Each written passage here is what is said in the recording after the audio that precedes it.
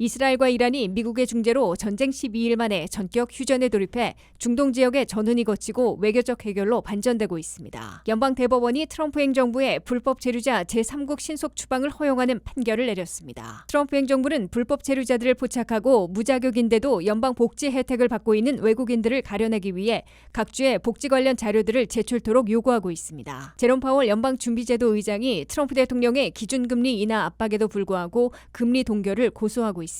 버지니아 제11선거구 연방하원의원 보궐선거를 위한 민주당 경선이 치열한 경쟁 속에 막을 올렸습니다. 시청자 여러분 안녕하십니까? 워싱턴 뉴스 투데이입니다. 이스라엘과 이란이 산발적인 공격을 주고받았지만 휴전에 전격 돌입해 중동 지역 전운이 거치고 있습니다. 도널드 트럼프 대통령은 휴전이 발효됐다고 선언하고 양국은 이를 위반하지 말 것을 촉구했습니다. 또한 양국 전쟁을 12일 만에 끝내는 것은 물론 미국 이란 간의 군사 충돌도 피할 수 있게 휴전 유지에 전력을 다하고 있습니다. 한면택 기자의 보도입니다. 이스라엘과 이란이 미국의 중재로 전쟁 12일 만에 전격 휴전에 돌입해 미국과 이란 간의 군사 충돌까지 모든 중동 지역 전운이 일거에 해소되고 외교 해결로 180도 반전되고 있습니다. They both violated it. I don't think I'm not sure they did it intentionally. They couldn't rein people back. I don't like the fact that Israel went out this morning at all, and I'm going to see if I can stop it. So as soon as I get away from you, I'm going to see if I can stop it. Okay? 도널드 트럼프 대통령은 1차로 23일 저녁 트루스 소셜에 이스라엘과 이란이 완전한 휴전에 전격 합의했다고 알리면서 이는 중동 지역에서 전쟁을 끝낼 수 있을 것이라고 강조했습니다. 트럼프 대통령은 2차로 24일 새벽에는 휴전이 발효됐다고 선언하고 제발 위반하지 말라고 촉구했습니다. 이란과 이스라엘은 트럼프 대통령의 발표 이후에도 산발적인 공격을 주고받았으나 휴전 합의를 공식 확인해 12일 만에 전쟁을 끝내고 휴전에 돌입한 것으로 간주되고 있습니다. 이로써 이스라엘과 이란 사이의 총성이 멈추는 동시에 벙커버스터 14발이나 핵시설에 쏟아부은 미국의 첫 이란 본토 공격에 따른 이란과의 군사 충돌도 더 이상 확전되지는 않게 됐습니다. 이란과 이스라엘의 전격 휴전은 이란이 이스라엘의 공격이 멈춘다면 협상에 다시 나설 용의를 알려왔고 트럼프 대통령이 이란 제의를 수용하고 이스라엘의 휴전 동의를 이끌어낸 것으로 나타났습니다. 수시간 전에 이란은 카타르 주둔 미군 기지에 미사일을 발사해 미국에 대한 보복 공격을 시작한 모양이었으나 미리 공격을 알려 미국과 카타르의 요격을 가능케 하고 전격 휴전으로 이어지게 함으로써 전쟁 대신 협상을 선택한 것으로 해석됩니다. 이와 관련해 JD 벤스 부통령은 팍스뉴스와 인터뷰에서 트럼프 대통령이 줄곧 전화대화를 통해 양국의 완전한 휴전을 이끌어낸 것이라며 중동 전쟁을 끝낼 양국 간 휴전을 중재해왔음을 공개했습니다. 특히 트럼프 대통령은 이란의 핵시설을 분쇄하고 중동적 전쟁까지 끝내는 리셋 버튼을 누른 것이라고 벤스 부통령은 평가했습니다. It is to create a world where Iran cannot build a nuclear weapon. We of course destroyed the nuclear program that they had, and I think the president really hit the reset button and said, look, let's actually produce long-term peace for the region. 이번 사태에서 이스라엘이 재래식 무기로 이란을 선제 공격함으로써 이란의 반격 능력을 쇠퇴시켰고 미국이 실전에서는 처음으로 벙커버스터 14발이나 투하해 이란의 핵심 핵시설 3곳을 사실상 파괴시키는 성과를 거둔 것으로 해석됩니다. 이란은 자체 군사력도 많이 소진되고 주변 저항축들도 쇠퇴해 나라의 패망까지 걱정되는 미국 이스라엘 연대와의 정면 맞대결은 일단 피하는 선택을 한 것으로 풀이됩니다. 벤스 부통령은 이스라엘은 이번에 미국이 이란의 핵시설을 분쇄하는 데 큰 도움을 주었으며 이란은 새로운 평화의 기회를 추구할 수 있게 됐다고 평가했습니다. 중동 지역에 짙어지던 전운이 일거에 거치고 외교 협상을 통한 이란의 핵포기와 이스라엘과 이란, 아랍 국가들 간의 평화 공존의 길을 찾게 될지 새로운 기대로 180도 반전되고 있습니다. WKTV 뉴스 한면택입니다. 연방 대법원이 트럼프 행정부의 불법 체류자 제3국 신속 추방을 허용했습니다.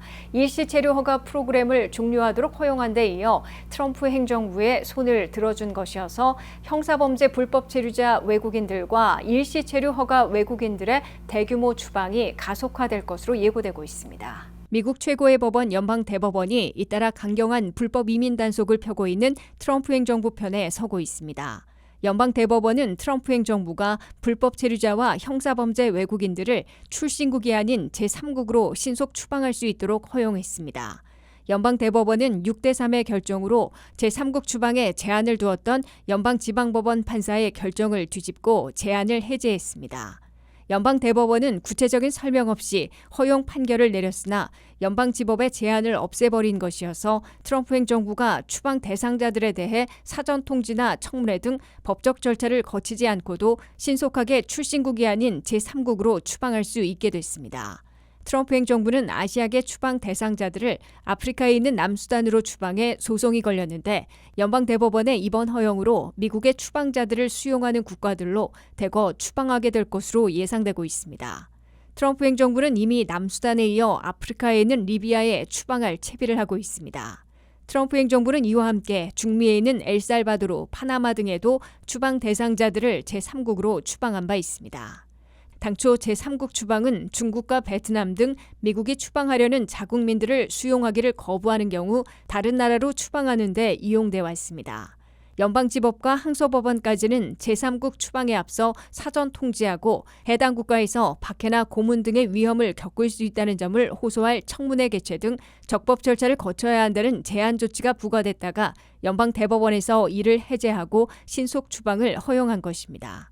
트럼프 행정부가 최대 규모의 불법 체류자 체포 추방 작전을 펴면서 적법 절차를 밟으면 수년이 소용되기 때문에 위험한 범죄 외국인들을 위주로 신속 추방하는 데 주력하며 신속 추방이 가능한 제3국 추방을 사용하고 있습니다. 법적 투쟁에서 최고 법원인 연방 대법원이 제3국 신속 추방을 허용함에 따라 트럼프 행정부는 체포하는 불법 체류자들 중에 월스트 오브 월스트로 꼽히는 흉악범들을 위주로 제3국으로 신속 추방하게 될 것으로 예고되고 있습니다. 이에 앞서 트럼프 행정부는 패롤, 일시 체류 허가 프로그램을 잇따라 종료시키고 있는데 연방 대법원이 CHNV, 즉 쿠바와 하이티, 니카라가, 베네수엘라 등 4개국 출신 53만 명을 내보낼 수 있도록 허용했습니다. 또한 베네수엘라 출신 35만 명이 이용하고 있던 TPS 임시보호신분도 종료시켜 미국을 떠나도록 요구할 수 있게 연방 대법원이 합헌 판결을 내렸습니다. 트럼프 행정부가 불법 체류자들을 포착하고 합법 거주민들 가운데 무자격인데도 연방 복지 혜택을 받고 있는 외국인들을 가려내기 위해 각 주의 공적부조, 의료, 복지 관련 자료들을 제출토록 요구하고 나섰습니다.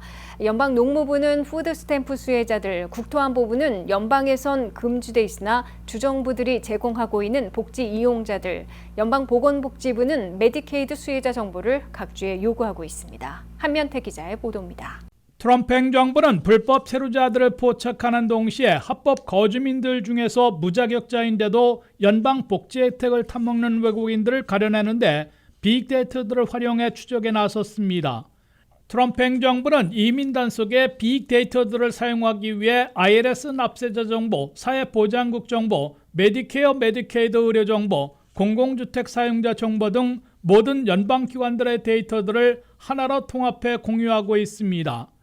트럼프 행정부는 이어 이민 단속에 활용하기 위해 각 주정부들의 주민들의 신상정보를 제출하거나 공유하도록 요구하고 나섰습니다. 연방농무부는 각 주정부들에게 저소득층 식료품 지원인 푸스탬프 수혜자들의 이름과 사회보장번호, 생년월일과 주소 등을 제출하라고 요구했습니다. 연방농무부는 푸스탬프 수혜자 정보를 제출하지 않으면 연방자금을 끊을 것으로 경고했습니다. 연방보건복지부 산하 CMS, 메디케어, 메디케이드 서비스국은 메디케이드 수혜자 정보들을 국토안보부와 공유하도록 조치했습니다. 연방정부는 특히 이민신분에 상관없이 복지 혜택을 제공하고 있는 캘리포니아, 일리노이, 서부 워싱턴주, 워싱턴 DC 등의 세부 내역을 제출받아 사기성 또는 낭비성인지 가려내려 하고 있습니다. ICE 이민세관 집행국은 각 주에 문서 소환장까지 발동해 비시민권자들에 대한 복지 혜택을 추적하게 됩니다. ICE는 캘리포니아 주정부처럼 치료 신분에 상관없이 매달 지원금 등 사회복지 혜택을 제공하고 있는 일부 주정부들에게 저소득 초과 노년층, 장애인 수혜자 정보를 제출하도록 요구하고 있습니다. 트럼프 행정부는 연방 자금을 지원하고 있는 반면 관리는 주정부에서 맡고 있는 공적 부조, 의료 혜택, 사회복지 혜택 등을 중점 추적해 자격 없는 비시민권자들이 이용하고 있는지를 중점 포착해내려 하고 있습니다. 트럼프 행정부는 연방 차원에서는 무자격인데도 일부 주정부들에서 공적 부조, 의료보험, 복지 혜택을 제공하고 있는 경우들을 집중 추적하려 하고 있습니다. 현행법상 불법 체류자들은 모든 연방 혜택을 받을 수 없게 돼 있어 포착되면 우선 추방 대상으로 분류될 것으로 보입니다. 합법 거주민들 중에서도 영주권을 취득한 지 5년 안에는 웰페어 혜택을 못 받게 돼 있어 무자격 불법 신청과 이용을 포착해 받은 만큼 환수 조치하거나 고의적인 사기 신청이면 사법 처리하게 됩니다. 관련 자료 제출을 거부하는 각 주정부들에 대해서는 연방 자금 지원을 중단하는 강경 조치를 취할 것으로 경고해놓고 있습니다. WKTV 뉴스 한면택입니다. 제롬 파월 연방준비제도 의장은 트럼프 대통령의 잇따른 기준금리 인하 압박에도 요지부동으로 금리 동결을 고수하고 있습니다. 파월 연준 의장은 연방하원 재무위원회 보고에서 미국 중앙은행은 물가 관리가 우선이며 아직 물가가 높은 데다가 관세 여파도 불확실해 기준금리를 조정하기까지 더 지켜보게 될 것으로 밝혔습니다. 미국 중앙은행인 연방준비제도의 제롬 파월 의장은 여러 곳으로부터 금리 인하 압박에 시달리고 있지만 꿈쩍도 하지 않고 요지부동의 태도를 지키고 있습니다. 특히 도널드 트럼프 대통령이 공개리에 파월 의장의 교체 가능성까지 언급하며 기준금리를 내릴 것을 압박하고 있으나 제롬 파월 연준 의장은 물러서지 않고 있습니다. 파월 의장은 연방하원 재무위원회에 행한 정례 정책 보고에서 앞으로도 상당 기간 기준금리를 동결하게 될 것임을 예고했습니다. 파월 의장은 미국 중앙은행은 물가 관리가 우선인데 미국의 물가는 아직 연준 목표치인 2%보다 훨씬 높고 트럼프 관세 여파가 얼마나 물가에 미칠지 확실치 않아 금리 정책에 손댈 수 없다는 입장을 강조했습니다. 파월 의장은 연준 멤버들은 트럼프 관세가 얼마나 미국 물가에 여파를 미치는지를 알아볼 때까지는 기준금리를 고수하게 될 것으로 본다며 상당 기간 금리 동결을 예고했습니다. 연준 멤버 중 한 명인 크리스토퍼 월러 연준 이사가 최근 9월에서 7월로 앞당겨 기준금리를 내려야 한다고 발언했으나 여전히 연준 내 대세는 7월 말 회의에서는 동결인 것으로 확인되고 있습니다. CME 그룹의 투자자들도 7월 30일 연준 회의에서는 기준금리를 현재의 4.25 내지 4.5%로 동결할 것으로 예상하고 있습니다. 기준금리 동결 가능성은 7월 30일에 81.4%나 되고 있어 기정사실화되고 있습니다. 다만 9월 17일 회의에서는 기준금리를 0.25%포인트 내려 4 내지 4.25%로 조정할 가능성이 66.4%로 계속 높아지고 있습니다. 연준은 최근 6월 회의에서 경제 전망을 수정 제시하면서도 기준금리는 올 한 해 0.25%포인트씩 2번 인하할 것이라는 예고를 그대로 유지했습니다. 이 때문에 9월 17일 회의에서 약 10개월 동결 끝에 기준금리를 인하하게 될 것으로 다수의 경제 분석가들이 내다보고 있습니다. 하지만 연준은 물가 관리와 함께 고용 안전을 양대 목표로 삼고 있는데 7월 3일 나올 6월의 고용 지표에서 일자리 창출이 10만 개 아래로 떨어지는 급속 냉각이 현실화될 경우 7월 말로 앞당겨 기준금리를 내리라는 압박이 더 거세질 것으로 예상되고 있습니다. 버지니아 제11선거구 연방하원의원 보궐선거를 위한 민주당 경선이 치열한 경쟁 속에 막을 올렸습니다. 제11 지역구는 약 2만 명의 한인 유권자들이 거주하고 있는 한인 밀집 지역이라 한인 유권자들의 표심이 핵심 변수로 떠오를 것으로 보입니다. 이에 따라 한인들의 적극적인 투표 참여가 절실히 요구되고 있습니다. 안혜린 기자의 보도입니다. 미국 내 정치 무대에서 다양한 이민자들의 목소리가 점차 커지고 있는 가운데 한인 출신의 차세대 리더 아이린 신 후보가 연방 하원의원 선거에 출마해 민주당 경선을 치르며 이 지역 한인 사회에 적극적인 정치 참여를 호소하고 있습니다. 이번 경선에는 총 10명의 후보가 출마했지만 유력한 당선권은 3명 정도로 좁혀지고 있는 상황입니다. 분석에 따르면 불과 1만 3천여 표면 승리를 가늠할 수 있는 접전 양상으로 전망되고 있는 가운데 11지구에는 약 2만 명에 달하는 한인 유권자가 거주하고 있는 것으로 파악돼 선거 결과에 실질적인 영향을 미칠 수 있는 수치로 평가되고 있습니다. 저희가 이겨야 될 표가 한 13,000표예요. 그래서 13,000표만 이길 수 있다면 승리하는 거니까 여기 11지구에 있는 한인 유권자들만 2만 명이 넘거든요. 그래서 한인 유권자들만이라도 뭐 50%라도 나와서 투표를 한다면 정말 아이린 신 후보는 실제 법안을 발의하고 통과시킨 경험이 있는 정책 전문가로 10명의 후보자들 중 유일하게 입법 현장을 잘 알고 있는 인물입니다. 단순한 정치적 프레이즈가 아닌 이민자와 유학생, 서민층의 삶에 실질적인 도움이 될 수 있는 입법 활동을 약속하며 유권자들에게 다가가고 있습니다. 특히 의료 접근성, 이민자 권익보호, 유학생 문제 등 한인 사회가 직면한 구체적인 어려움을 직접 제도적으로 개선하겠다는 의지를 밝혔습니다. So Social Security든 Medicare든 Medicaid이든 그 저희 한인 사회에서도 많이 rely하는 프로그램들이잖아요. 그래서 그 프로그램들도 저희가 이제 보호할 수 있는 일은 Congress에서만 가능하거든요. 트럼프 administration 때문에 이민자 사회가 너무 힘든 것 같아요. 불안함도 되게 많고. 그간 한인 정치인들은 우리가 억울한 일을 겪더라도 법이나 제도를 통해 해결해야 한다며 그럴 때 우리 편에서 목소리를 내줄 수 있는 사람이 필요하다고 참여를 호소하는 목소리를 높여왔습니다. It's also about tariffs. Small businesses, Korean small businesses are being impacted by the tariffs, and no one is talking about that, right? Because I think we have to have a voice, that we have a chance and we have every right to define how our democracy is going to look and what kind of laws we want to see and live under. 그게 정말 중요한 것 같아요. 아이린 신 후보는 정치적 성향이나 당적을 떠나 모든 유권자들에게 이번 선거는 지역사회의 목소리를 반영할 수 있는 기회라며 정치를 더 가깝고 현실적인 것으로 만들고 싶다고 덧붙였습니다.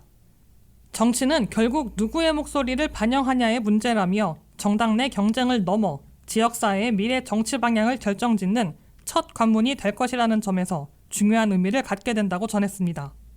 이번 민주당 경선의 최다 득표자는 오는 11월 연방하원의 본선거에 진출하게 됩니다. 사전투표는 6월 24일 화요일부터 26일 목요일까지 사흘간 오후 3시부터 8시까지 페어팩스 가버먼 센터에서, 본투표는 6월 28일 토요일 하루 동안 오전 7시부터 오후 7시까지 총 17개 지정투표소에서 이뤄집니다. 토요일 날 6월 28일 날 그 본선거에 꼭 투표해 주시길 바라겠습니다. WKTV 뉴스 안혜린입니다. 이상으로 워싱턴 뉴스투데이를 마치겠습니다. 시청해주신 여러분 고맙습니다.